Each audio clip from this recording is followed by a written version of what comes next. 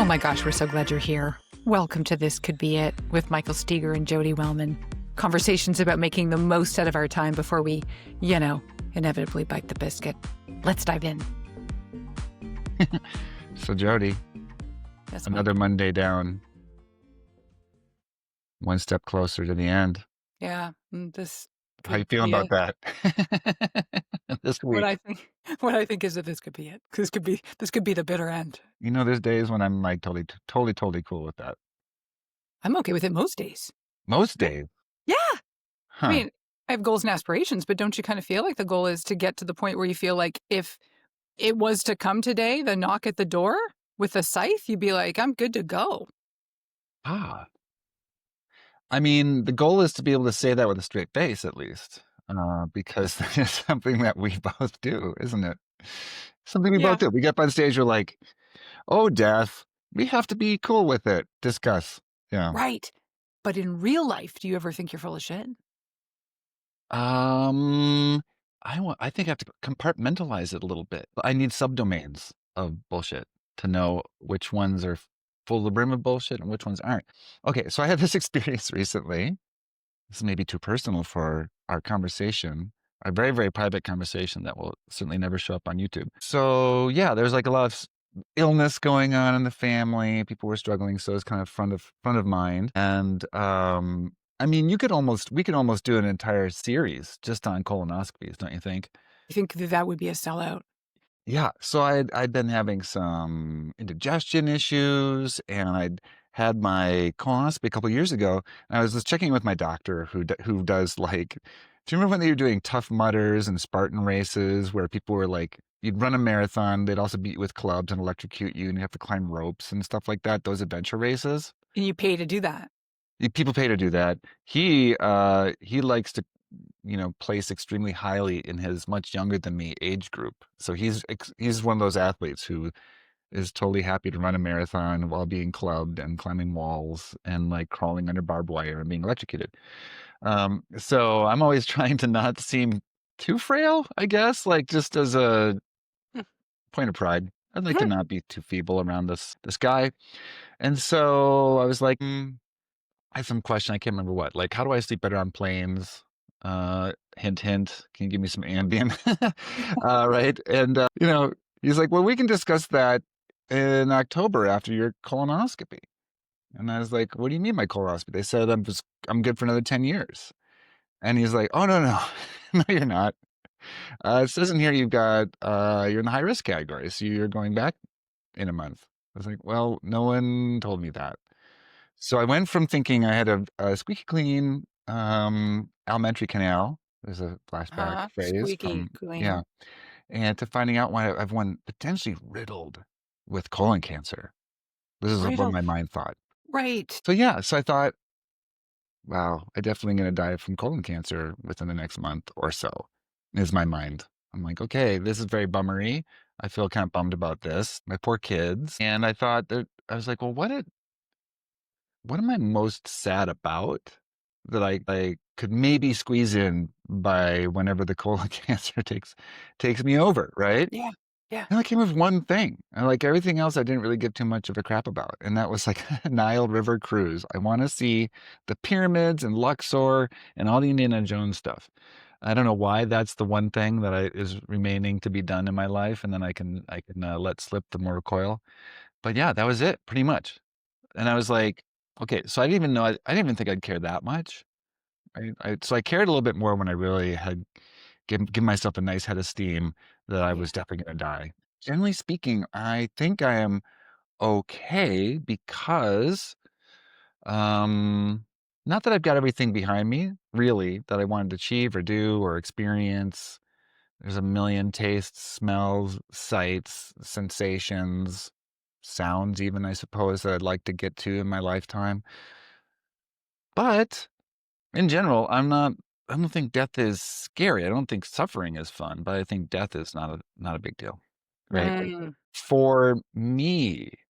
Now, if I turned it around and like, and does that work for my parents? It's like, well, I'd like to have as long as possible with them. Would that work for my friends or my wife? Hmm. not cool at all. Very much not cool. How about my kids? Off the table. They're immortal as far as I'm concerned, right? So that's what I mean. Like, there's varying degrees of how cool can I be with this sort of stuff. For me, okay. For other people, it really depends. What do Mm-hmm. you think? So situational, because now I and anybody listening is dying to know what's the latest and greatest with the colon situation. I mean, we don't always get what we want, do we, from life, such as answers about my colon. That's very personal that you would even ask about my colon, You can't leave us Jody, after. hanging. I was going to call you an asshole and not even have it be a pun intended, but it's so intended. Only the whole that they care about now. It's Well, all the stuff up in there, all it's the all the tubing. feet. How many Yeah, feet is it again? Like 17,000 feet up holy, there. a Yeah. lot, a lot of Yeah. feet. Yeah. And the taller you are, the more feet. I'm assuming. I think that's true. So I'm a tall person, and when I went for my colonoscopy this fall, I came back for the results, and the gastroenterologist said, "All right, yeah, you're clear, and I gotta be honest, I hope I'm retired by the time you have to come back in 10 years to get your next one." And I felt so offended because Yeah, I wanted to it, have a good-looking colon or, like, a man, well-performing colon.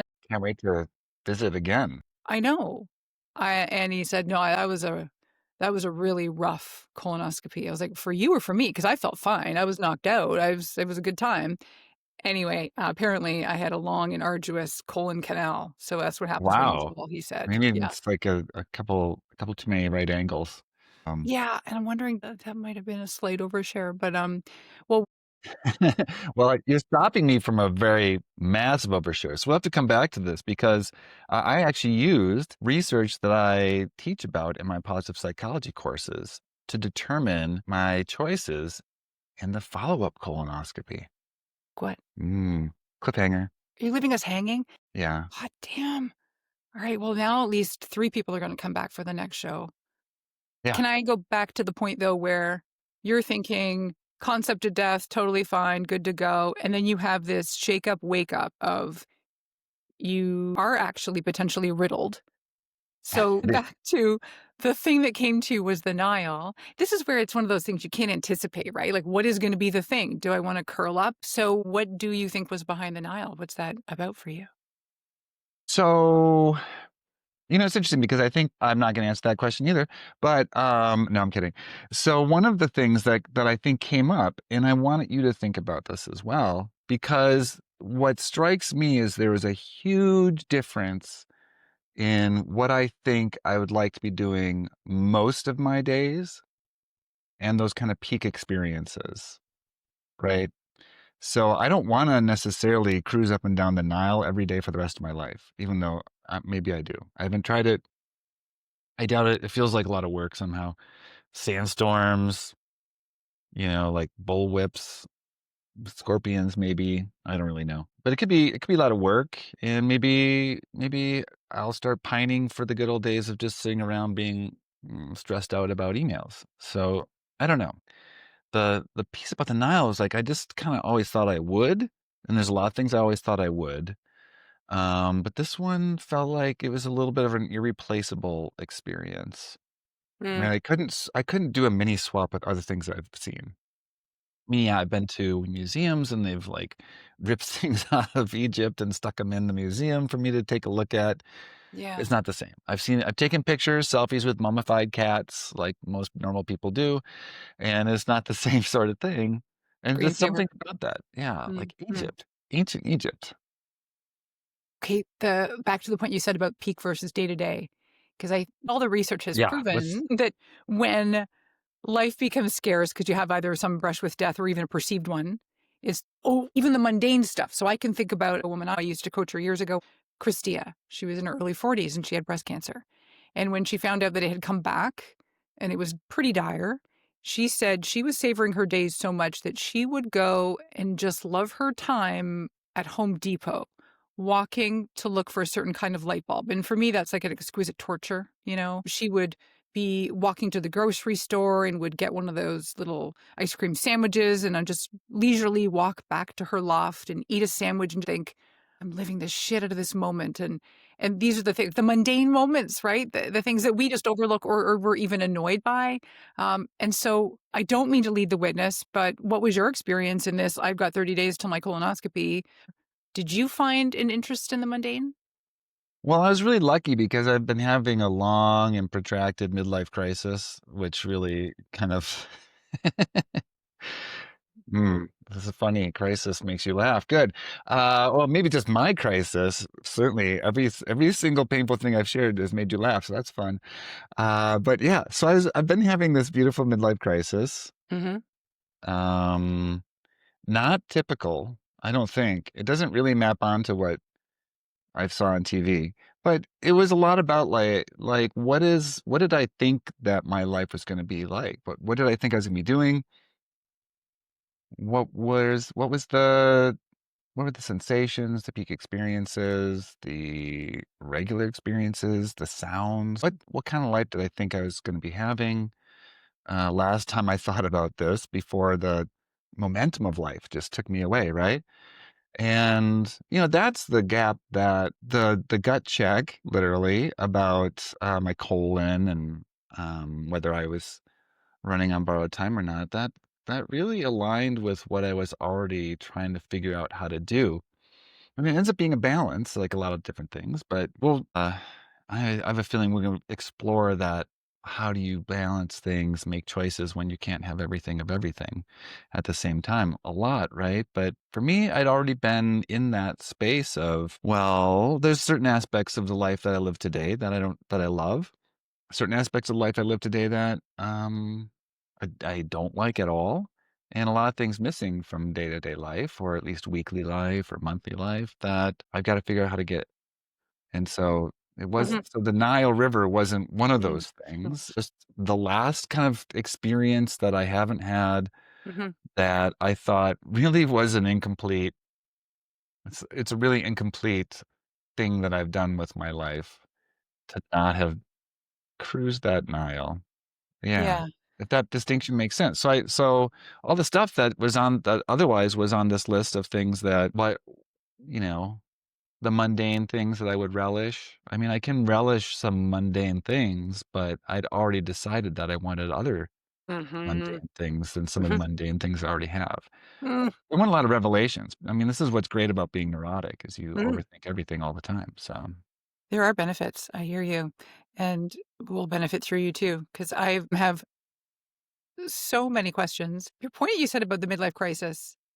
How does one find themselves in this? Is it that they are actively analyzing and then realize, I only scored 61% on the test of my life right now? Is it the niggling that they get of, something's gnawing at me from the inside out, or it's karate kicking me, it's aggressive, but something's not right or missing? I get curious about how one knows that it is a midlife crisis.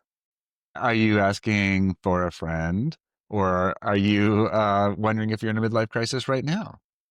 Yeah, oh, I've firmly planted in one too. And I can't determine for me if it was because of doing all these astonishingly alive assessments that I'm the one that promotes. So in some ways it's like if you analyze too closely with like any microscope, you'll go and find some precancerous cells or some cancer, right? So how much of it is that it's through deep analysis, or I think the walking along, just to use your words, you found yourself. Not that you but maybe you did stumble upon it. Can I ask, now that we're unveiling everything, how did you come to this sort of conclusion at some point? Eureka, I'm in a crisis, and it happens to be midlife.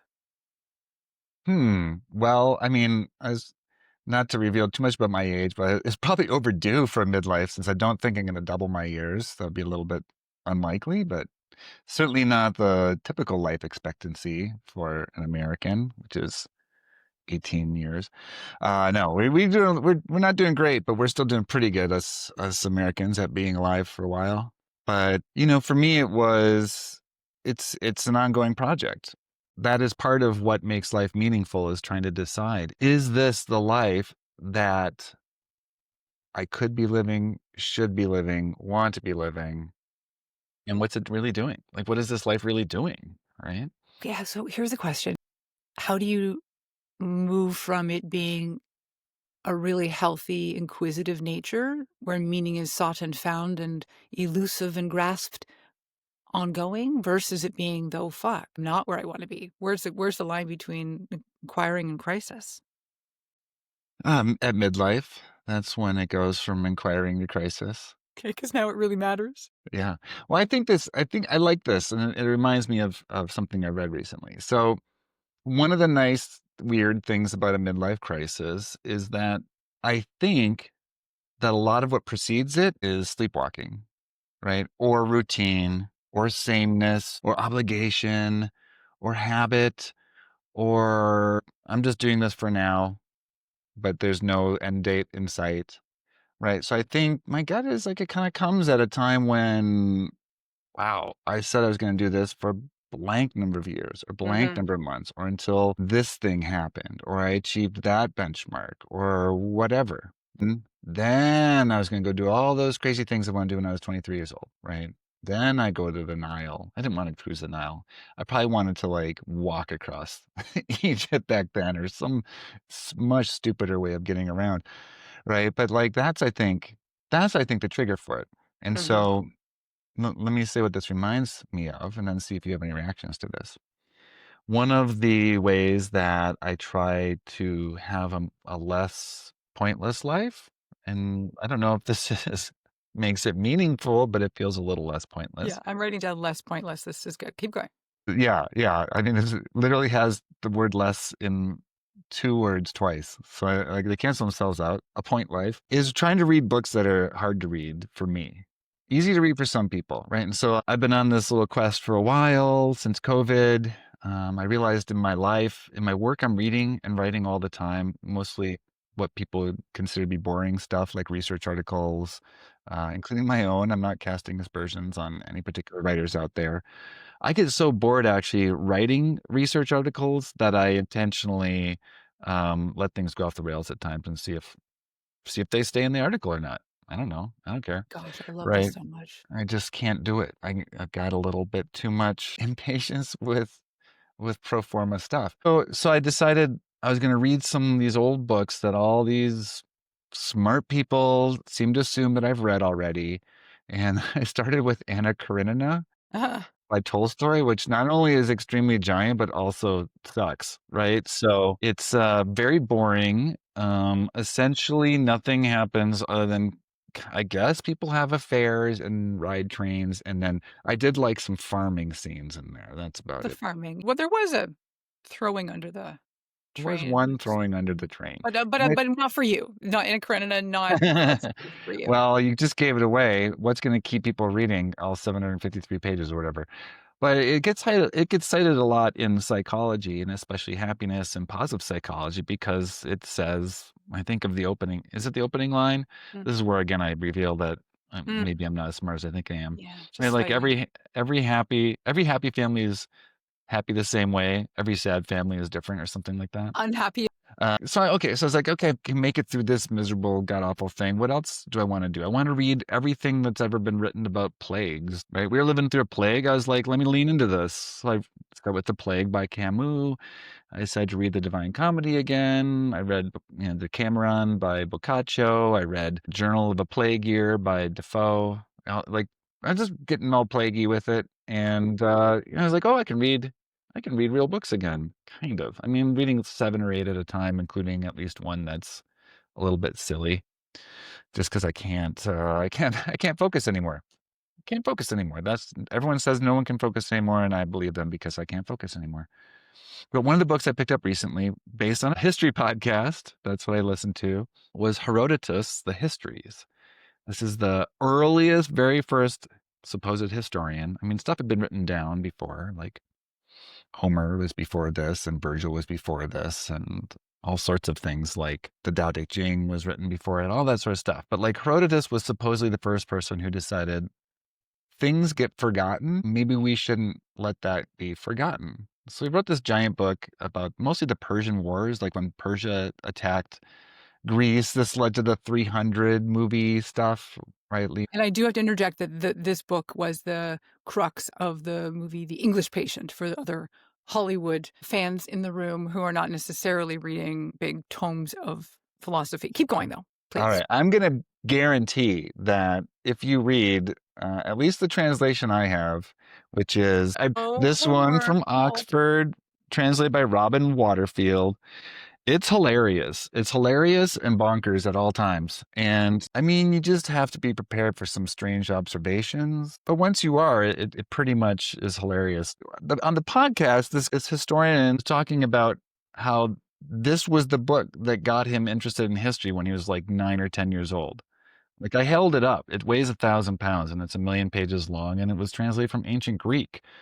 So it can't have been good. But I was like, okay, if that 9-year-old can read it, I think I can read it. Plus, I'm a little obsessed with the Persian Empire, all these sorts of things, right? So I started reading it, and right out of the gates, pretty much, there's a famous, famous person. And I'd always wondered where this person's deal came from. That person's name was Solon, like colon with an S, right? Oh, So that's kind of all fun. ties That's what together.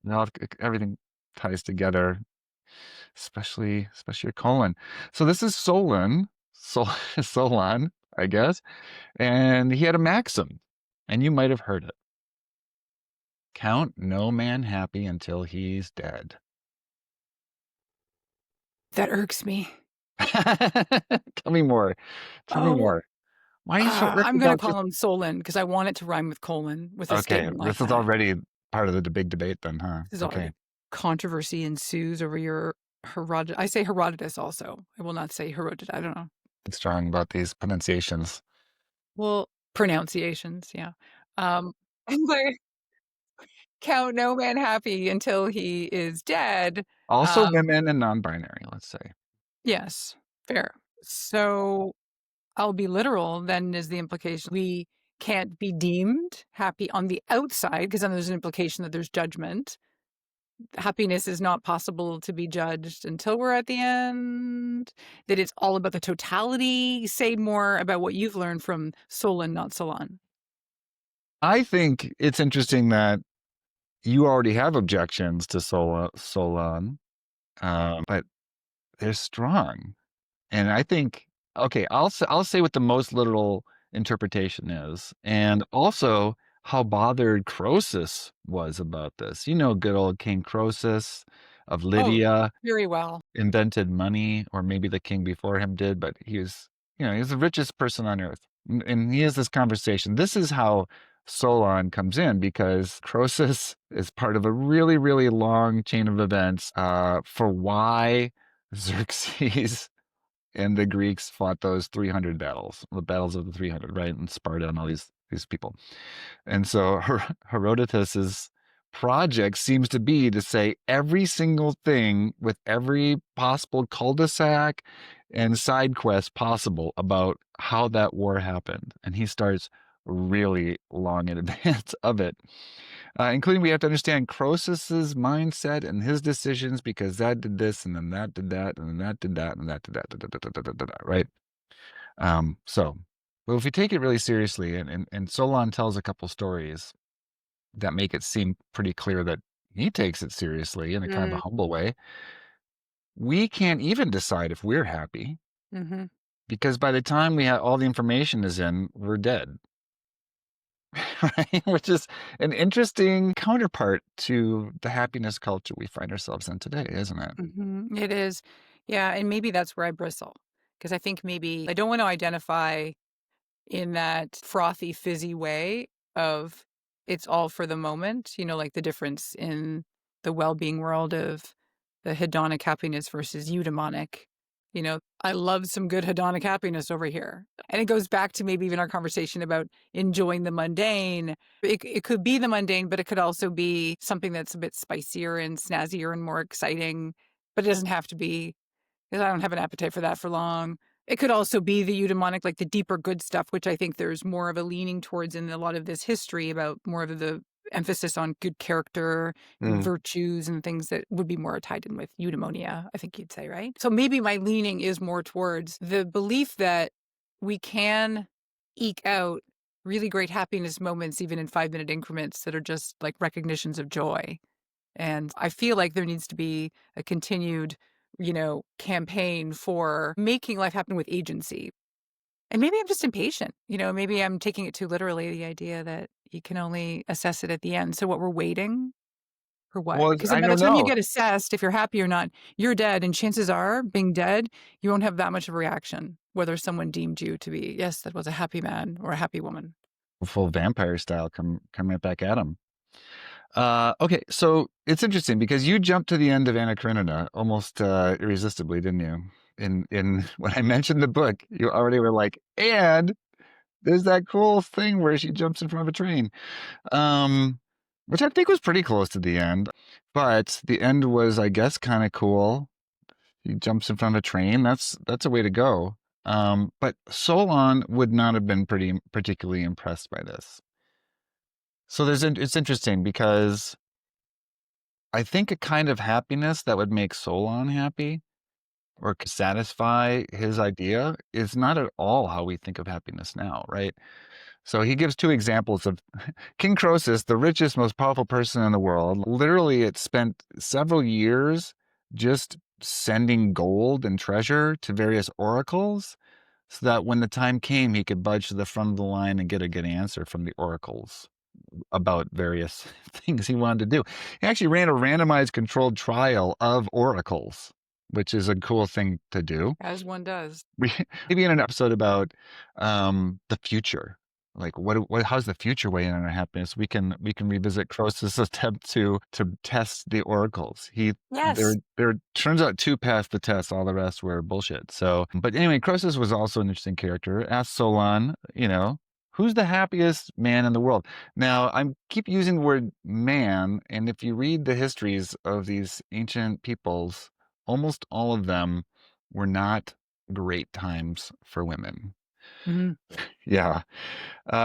So We're they're still probably, waiting for those times, Mike, just for the yeah. record. Is that right? I've heard that everything's great now. An entire country has been made great again. So, I mean, One fell everyone in swoop. it is pretty happy, I'm assuming.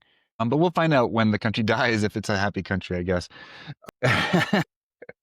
But yeah, so he gives two examples of people. Now, the first one is a warrior. The happiest person in the world was a warrior who was virtuous all his life and then died in an important battle at the moment of a courageous act.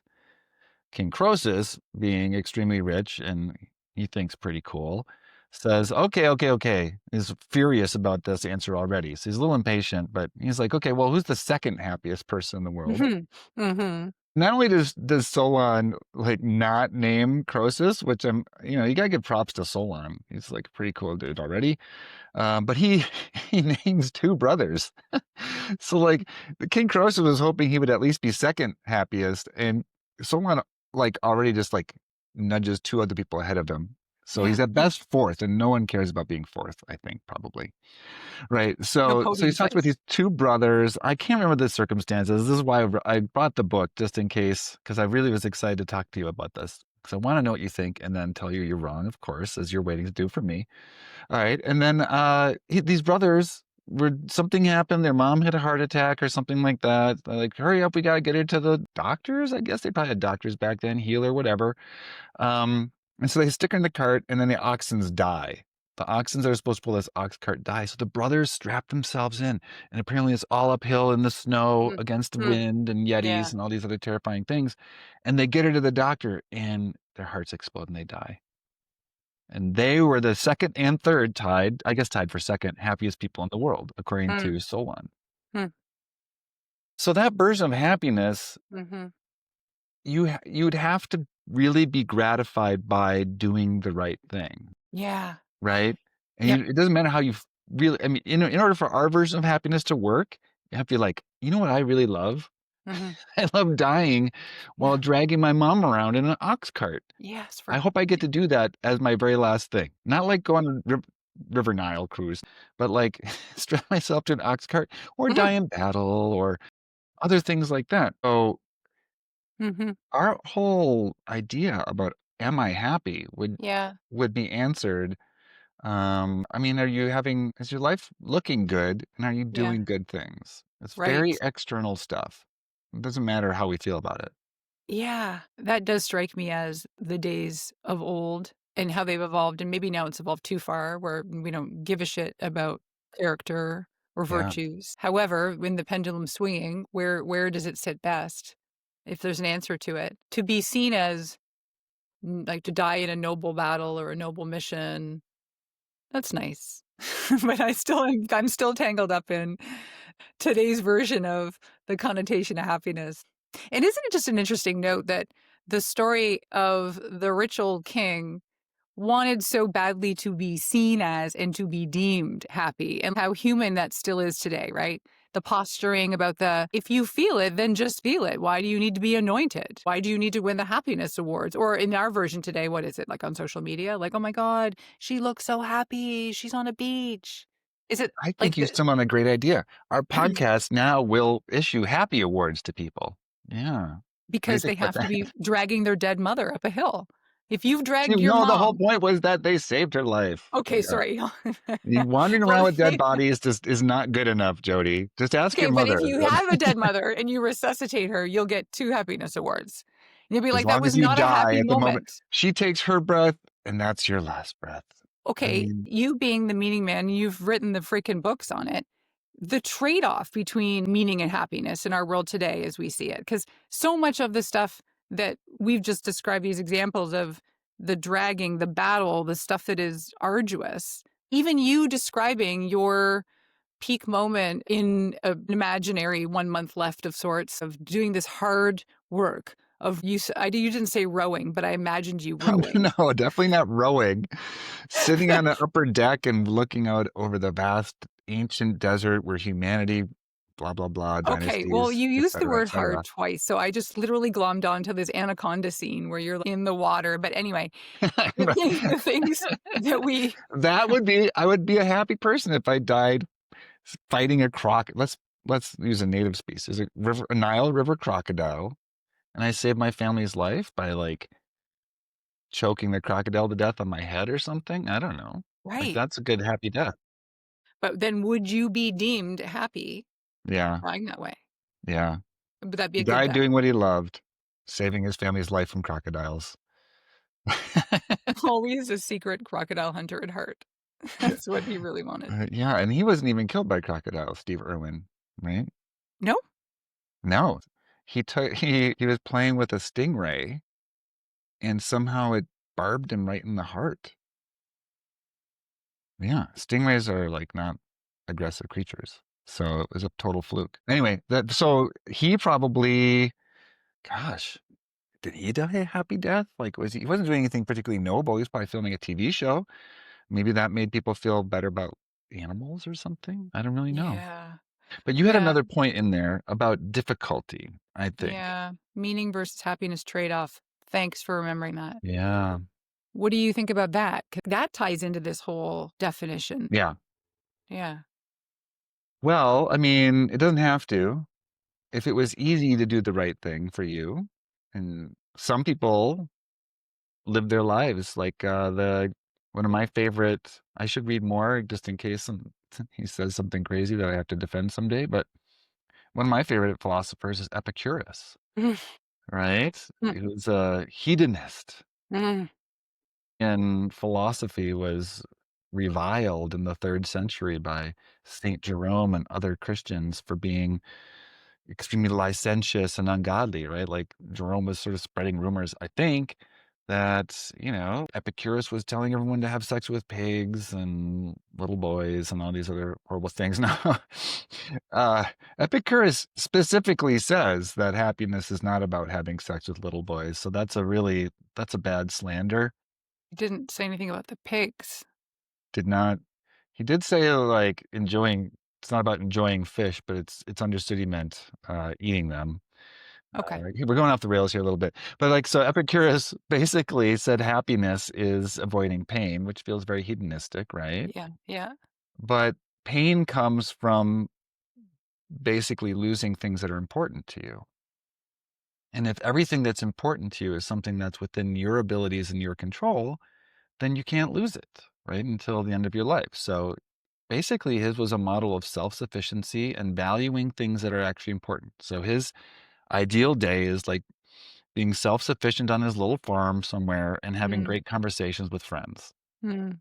And yeah, so that's pretty good, right? That doesn't sound hard, but he's doing the right thing. That was the point there, right? So he Yeah.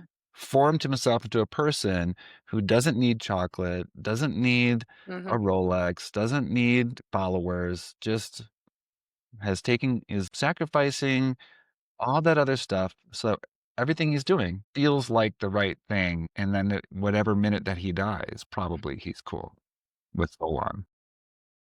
Yeah. You're making me think if we could somehow brainwash ourselves to think like that in today's day and age, and maybe you've already been brainwashed, what with all this reading you've been doing. Uh, don't let me around trains though. No, you're forbidden. And we could somehow conceivably be happy. And now I'm going to stumble over this because it's not even that we acknowledge we are happy, maybe knowing we're angling towards getting to a happy death because we're living the right life, the noble life, not necessarily good and fun and Epicurean. So if we could somehow just contort our brains to be that way right now, it feels alluring, right? It seems like a simpler life. It's a better life. It's about being virtuous and kind to other people and all the great other things you'd put on the list. And then you think, wow, that just made me really happy in my little cabin here. But then could you exist like that in a life where everyone else has moved ahead leaps and bounds and it's defined differently? I guess if you lived it like a hermit, but then that would fly in the face of what brings meaning as well, because you couldn't just be meaningful. Is what I'm saying making any sense? Yeah, but I'd turn it around on you. Do you think you could live like that? Or do you think that do people live like that now? Yeah, Simpler and they're and virtuous and they're happy. I think the answer is yes. I think you've trapped me into this answer because I was such a naysayer and now I'm like, fuck, you're right. But not that it was supposed to be a conversion therapy Yeah, I've converted you conversation. to Solanism. No, I will not buy that book. I will watch The English Patient again, but no, I do Oh, good. think that Victory is mine. the simpler life in a way of more of the extrinsic doing good, not so much feeling good. And that or the feeling good comes from doing good. So ultimately, like every good deed is super selfish anyways, because it just makes you feel good. Your motive might not be that, but it's Bateson's, is it Bateson that had the egoism, yeah, hypothesis around altruism? yeah. That's another one we should bring That's a whole back for other conversation. We can fight that one out. I episode didn't know we could be so 309. combative. I really thought Jody, I thought we were, like-minded of everything, but now we have, I like, might just huge be stirring the divides. pot. No, maybe I'm just trying to rile you up. Maybe that's what I'm trying to do. I do think that happiness could truly be attained without the desire for the stimulation that might be the current version of happiness that I fall prey to. I believe it's more sensory, but you're the one, interestingly, who said a bunch of senses. You referred to so much around that when you were 5 into whole the ones, yeah. five. Well, let me ask you this then. So, you are encouraging people to think about a limited amount of time that they have in their lives. We're dying. They're dying. And, um, the motivation for that is presumably to get them to do smarter things, better things, more Yeah, authentic things with their lives.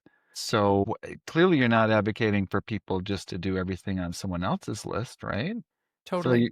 so what are you hoping that, like, in your version of Solon, Yes, my the Solon that I've put forth today is basically like kind of a bummer. You just be a good person. It could be hard. You hopefully will die before you have a chance for everything to turn on you and have misfortune or do something stupid. And it's not great. I don't love that I'm putting aside to advocate that let's all hope that we can die strapped to ox carts with our on the verge of agony mother in the back. yeah, But yeah, so Solon, it's not clear Solon is using death as anything other than yeah. the end of life, and then you can decide. Solon seemed to think we still can either be messed up by fate Mhm, or we'll screw it up ourselves. mhm.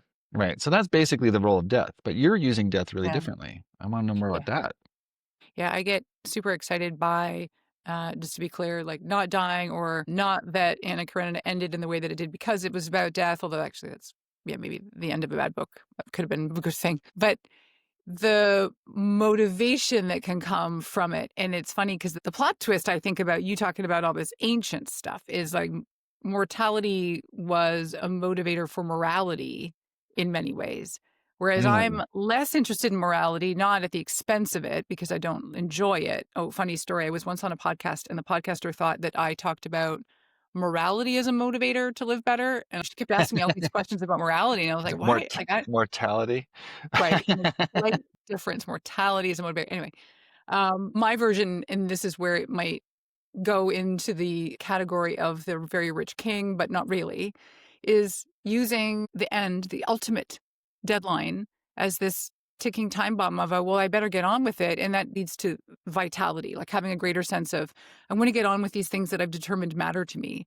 The Mm. things that if I Mhm. didn't take action on them, I would really regret it at the end, or I would really feel like I left life on the table, which would be a shame. I think I over index on talking about vitality more than I do meaning, but I think that I look at both as the axes that end up leading to this framework of living wider with vitality and living deeper with meaning. I think I see more people that are in that moment of like leaving life on the table and realizing in that back to the how have I found myself here? Is this a crisis or is just this me going through the motions like a highly functioning zombie? And now all of a sudden I have found myself at this age going, wait a minute, like there's got to be more. How did I wait? And it could just be as simple as starting and saying, go back to the dojo if that's the thing that floats your boat, and that goes into the camp of finding a little more verve and zest in life, making the time for it, prioritizing it because, honey bunny, like your time is ticking down. So that's the motivator there. And not to say that Yeah. everybody needs to go to the dojo. Yeah. So, why do you think death is an effective motivator? Without an end, what are we even doing? Our inclination, don't you think, is to put things off because we acclimate. I was hoping I get to revisit your pun. It wasn't a pun, it was a spelling error or a reading error. But like, so are you saying you'd rather be immoral than immortal? So good. Okay, hang on, So I'll good. applaud you just Thank 'cause you. Thank we're doing you. this It's right like a now. Scrabble moment, but still. Yeah. Would I rather be I do not wanna live forever, and I'm not interested in being immoral. I mean, for little bits, but not forever. I mean, what I mean, yeah, happens in Santiago stays in Santiago. yeah. Living forever would be torture. Yeah, yeah. I mean, This is a unless you're a piece that hedonist that just wants to eat, I think worse for a hedonist. If maybe. infinity means this is the great thing about infinity. You have done everything 1,000 times, a million times. Everything and or everyone Mm, or with everyone, every conversation has been mhm, repeated. Like yep. this podcast would have occurred between you and I an infinite number of times over an infinite That's number of pure years. torture. I know. I Yeah. know, especially since we don't even we haven't even really gotten to a conclusion yet. Yeah, right. So okay, so we don't want to live forever. Mm, So then why is death a big deal? So we do have an endpoint, mhm, but if we don't want to not have an endpoint, mhm. why is having an endpoint something that's so interesting? Temporal scarcity, right? Like boring Okay. research words now. Like anything that is limited time only, whether it's just stupid pumpkin spice latte or whatever it Shamrock is. shake. Yeah, Shamrock yeah. shake for the world who doesn't know it is a green flavored shake that comes out around St. Patrick's Day at McDonald's. McDonald's, right? Green flavor. Yeah. Okay, great. We would not enjoy the Shamrock Shake if we knew that it was available all year long. And so the heightened awareness, the fact it ratchets up the value of what we have, it makes it mean more. And then admittedly the responsibility we have to stuff what we want in, I think is what causes a lot of stress and anxiety. And when Hmm. I say stuff, I recognize I feel like pre-defensive in a way because the implication is that it needs to be stuffed in a way that is so full of back to the vitality. Like I call these things, I call it living an astonishingly alive life. And there's a risk in that because it sounds like it needs to be grandiose and it needs to impress people, or it's got to be like chock full calendar of like everything, all the tasting menus and concerts in the park or whatever. And that to me sounds at least exhausting. but stuff whatever you want in. So you're in your quantity and in your quality, fitting it in. Because if we had forever, it would have 0 context of needing Mm. the we otherwise, but back to the procrastination point. So, um, So then we run out of time to do stuff, which presumes that we could come up with things that we would like to do or should do, yeah. which that's a whole other topic. We'll have to save that. Like, how do you decide that stuff? How do you populate your calendar with things you're running out of time to do? But there's also like another, like a more, to me, what feels like a more fundamental scarcity is me scarcity. When I'm dead, there won't be more me. Like there's only so much me left. I mean, that's probably cause for celebration for some, but like at least for me personally, I think I think there's issues with that, like running out of me. Because I wanna ask you about that. I won't be here. There's no more me Yeah. left. So it's not even so much that the sleepwalking cuts both ways. I guess I'm thinking as I'm talking with you. If I'm sleepwalking, I'm not awake to the possibility of a little gallery opening, or I'm not awake to the possibility of a conversation with a stranger that might prove to be life changing, or I'm not open to the possibility of, oh, I never knew there was like a dumpling restaurant here, or whatever it might be, right? You're just like, you're not doing things with your time. But the other thing about sleepwalking is that you're slowly running out of yourself. Like there's only so it's not that it's Mhm. time necessarily, because time objectively goes on after we're dead. At least we assume so, because it's gone on after everyone else we know that's died, right? So the world will be here, people be doing things, the activities will be there, doing themselves. The dumpling restaurants will be Probably showing out of business, dumplings, but it'll be a yeah, new business, and then restaurant, yeah, but then they'll replace it with, at least in my town, the 400th chicken finger restaurant. Always, that's what we have for culture here. Right. But then, sorry if you love Fort Collins, it's a great place to raise a family. I can say that with all likes chicken. honesty, but there's a lot of chicken for sale here.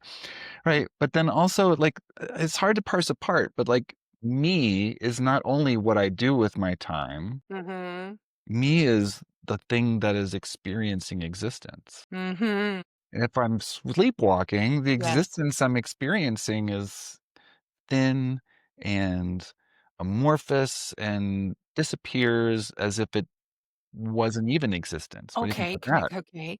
Um, I refer to that as squandering our time, and I like the idea about living a squander-free life, so, allow me to indulge the squander language. And what you're saying is if one is going through your days, going through the motions, sleepwalking, squandering our time. It's not so much that it's a shame that we squandered it, which in some way is immoral, that back to morality. It's that you create substance when you do things. So if you go into the gallery and you wipe the dumpling juice off your mouth that you just had in the restaurant and you've even been enjoying your life, I like that your wiping of the dumpling juice started with your eyebrows. You are an enthusiastic eater, we've learned, of dumplings now. it's a full body experience. Wow. Full face at least. Wow. We started with my No, colon and now we've got dumplings all over your body. So, I mean, that's pretty, it's, it's we're yeah. giving something for everybody in this We said all the senses would be conversation. involved, or did we? Well, that you're creating more actual body to a life that then is that what you're thinking? You're nodding, but I can't understand you. I know what you're saying. Like Okay, but what tell me more about what you're saying. I'm trying to well, see clarify. what the very first thing that occurred to me when you said that was Milan Kundera's book, The Unbearable Lightness of Being. Yeah? Do you know the central premise? Well, yeah, but I to connect dots for me. How that So, connect because together. you're talking about like accumulating weight almost to existence, and Kundera argues in that book that the fact that we only can ever do one thing in any given moment means that that one thing is only done once. It's just light. Our lives are so light because um, it's like trace, we don't track a path into the stone we walk on, right? Our footsteps are so light, it's almost as if we weren't here, right? And that pertains to even our life choices, because we don't get to keep, somehow we don't get to keep doing that life choice. We only do it once and then we're on to the next thing, and once and we're on to the next thing. So that lightness, like it's even more tragic if we're not even paying attention to what we're doing. Ah, okay. Thank you. So it's the tragedy of waste.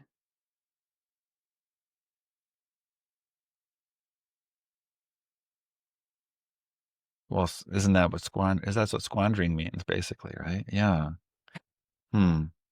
But like, so there's a few things that we lose, I think, in this squandering idea. And I want to hear more about you thinking about the adding body to the experience by being intentional, it sounds like, or at least awake for it. But there's also almost like Anna Karenina. I'm going to keep it to as few examples as possible. You don't really even get to know or understand Anna Karenina, right? Like, or any of the characters, it feels like, other than Levin, who's out on the farm and loves that life. But like, Anna is just like, oh, I don't like my husband's boring, or like, oh, look at that good looking guy. What should I do? Oh no, I've fallen into disgrace, but it'll still work out. It just seems like you see what she's thinking about, Mm, doesn't do very much. And she mm. doesn't, to me, come to life as an actual character. You know what I mean? Like as an actual person. So in that sense, there's a lack of her in her life. And maybe if we're not paying attention to ourselves, then there's kind of a lack of us too. Like there's not just an experiential lack, which is how I'm interpreting. This is very unsatisfactory to say, but an existential lack. Like what we are is just not taking shape. Yeah. I I somehow understand what you're saying, and Let's it assume everyone else does too and move on very quickly. exactly. Back to dumplings. Um, yeah, yeah, We don't want to be like a dumpling that had a little hole and all the filling came out and we pop it in our mouth and it's just dumpling yeah. water. Remnants of what should have been, what was, what Uh, could have been. Yeah. Empty dumplings. That's the new syndrome we have to fight against. Empty dumpling syndrome. EDS, which at least according to the pharmaceutical labs I've seen, EDS stands for something different, or at least ED does. But we'll move on from that as well. Yeah, exactly. That's like episode 412. Untoward. Untoward. Untoward. Now my mind gets to spin a little bit about what makes a life worth living, and not is it deemed on the outside by a Solon type? Is it Salon? Is it deemed on your inside about that sense of like existentially substantive in a way that makes you feel like I didn't squander, that I did do it in a way that feels satisfying for the culture I live in a way that deems some of our own judgments about whether we did it right or not. And can I just ask, because I get the feeling you got into meaning as a more of a young'un because you would have been having an early life crisis because you've always been asking meaningful questions, right? Like, and so then my question is, I just strike you as someone who's literally always been in crisis. you're just a crisis hotline, Years. but will we ever figure it out? Is it figure outable? You know what? We won't know until we're dead. Score points. Score points. Let's save that though, right? Let's save that. Can we ever know? We've got a lot of deep topics to get into, and I think how cool would it be for us to give a final verdict? How about that? Like we give a final verdict. Solon's sitting there like Croesus, not sure. Tellus, who died in battle, Mm-hmm. yay. Those two Mm-hmm. brothers, I don't know their names. Ox boys. Two thumbs up. Uh, let's vote on Solon's maxim. Oh, We won't know. uh-huh. Let's assume we get 10 seconds before we die. And then we get to think all these sort of things. Everything we've debated so far. We won't know if we had a happy life, Mm, if we made the right choices, mm-hmm. we asked the right questions, Mm-hmm. if it was all worthwhile, Mm, if we missed any experiences that, like the Nile River cruise or mm-hmm. getting Mm-hmm. dumplings on your eyebrows that are vital to one or both of us, then we know. Mm-hmm. So we're just ticking the clock back by 10 seconds from the moment of death. Right. What can we Right. take away from Solon, and what can we give our listeners, or at least Yeah. me, who Yeah. may or may not be riddled with colons? I'm riddled with colon. Let me just say that first of all, because I'm even taller than you are. So your poor, yeah, gastroenterologist would not like the experience of touring around inside me. But yeah, for at least one of us, what are we Mm-hmm. to make of the concept that for now, Mm-hmm. at best, it's a bit of an open question, and it's going to be easier to answer when we're Mm-hmm. almost dead, if not Mm-hmm. actually dead. Right. Yeah. I still come back to, I think we can do a pulse check without being 10 seconds from death about our level of contentment and happiness, Okay. maybe, as well as a bit of the sense of is my life have meaning as of right now? Gut check. Hmm. And I will, yeah, I think I'm holding true to my my first instinct, which is that it doesn't have to be till the end. I think I'm sorry, I'm moving right back to that. And Thought I had you. I thought you I did had you. no, no, I'm now because like this 10 seconds out, I'm like, yeah, that'll be fine. I can give up myself a final grade. But I also think I could do that now, which is now is when it's more useful. Because otherwise, all this conversation is just some bullshit. Because it's a little bit like, well, we're all just going to wait till the end before we can make any kind of useful. I want it to be useful. I think that's the thing. I'm just too applied. I want it to be too much like, let's use your questionnaires, your assessment tools of figuring out, and then edit life accordingly. Damn it. But now I need to ask you your question. 10 seconds out from the bitter last breath. What do you think? So I'm going to hedge my bets a little bit, of course, because I love complexity and I love incomplete answers. I'm kidding. That was supposed to be a joke. No, you know what? Your pause is so pregnant. Did it cut out? What happened? Like,